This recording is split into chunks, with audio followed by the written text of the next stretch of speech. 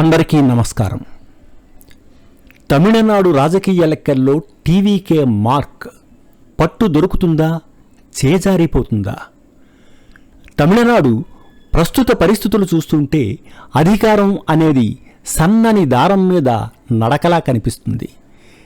TVK మెజారిటీకి చేరువలో ఉన్న ఆ పట్టును నిలబెట్టుకోవడం సాధ్యమేనా? ఈరోజు విశ్లేషణలో ఆ మ్యాజిక్ ఫిగర్ వెనుక ఉన్న అసలు సవాళ్లను గురించి మాట్లాడుకుందాం. అసెంబ్లీలో బలం లేనిదే అధికారం దక్కదు. ప్రస్తుతానికి టీవీకే మెజారిటీకి కేవలం 11 స్థానాల దూరంలో ఉంది. వినడానికి ఇది చిన్న సంఖ్యే కావచ్చు, కానీ ఈ 11 సీట్ల కోసం జాతీయ పార్టీలపై ఆధారపడటం అనేది ఒక కత్తి మీద సాము లాంటిది.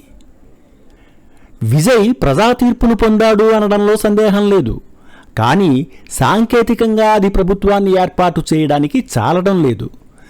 విజయ్ ముఖ్యమంత్రి పదవి చేపట్టడానికి యోగ్యుడని ప్రజలు నమ్మి ఎక్కువ సీట్లు ఇచ్చారు, కానీ కేవలం 11 సీట్లు తక్కువయ్యాయి. ఈ తేడా అతనికి కంటి మీద కునుకు లేకుండా చేస్తోంది. అడుగడుగునా అతనికి అడ్డుపడుతోంది. తనని నమ్మి గెలిపించిన ప్రజలకు న్యాయం చేయడంలో అతను ఇబ్బందులకు గురి కావలసి వస్తుంది.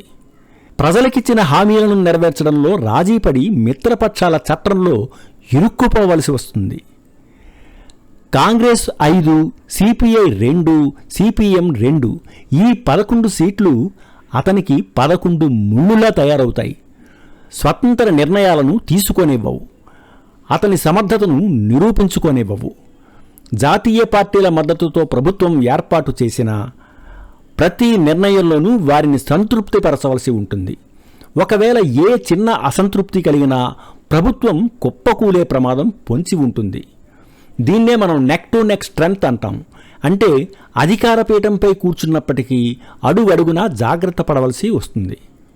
ఈ రిస్క్ నుంచి తప్పించుకోవాలంటే అతనికి 2 మార్గాలున్నాయి. ఒకటి, ఈ 6 నెలలు ఎలాగోలాగా వీళ్ళ అంటే ఈ జాతీయ పార్టీల ఈ 11 సీట్ల బలంతో గడిపేసి ఆ తర్వాత అసెంబ్లీని రద్దు చేసుకుని మళ్లీ ఎన్నికల్లోకి దిగడం.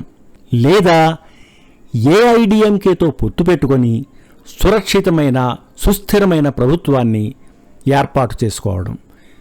అధికారం కంటే రాష్ట్ర భవిష్యత్తు ముఖ్యం.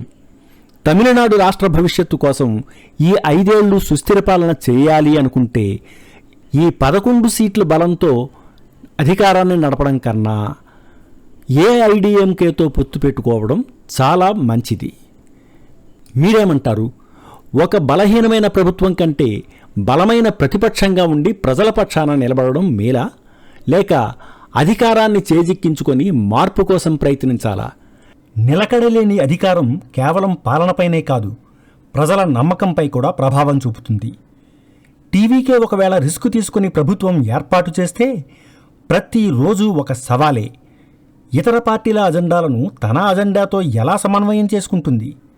ఆ 11 సీట్ల బలం భవిష్యత్తులో బలహీనతగా మారుతుందా? మీ అభిప్రాయాన్ని కామెంట్స్ రూపంలో తెలియజేయండి.